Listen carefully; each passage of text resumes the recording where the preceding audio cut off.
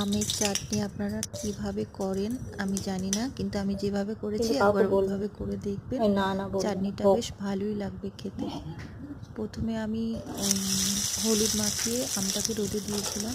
তারপরে কড়াতে একটু তেল দিয়ে তাতে এক টুকরো শুকনো লঙ্কা, সর্ষে ফোড়ন দিয়েছি। তারপরে আমগুলোকে দিয়ে লবণ দিয়েছি।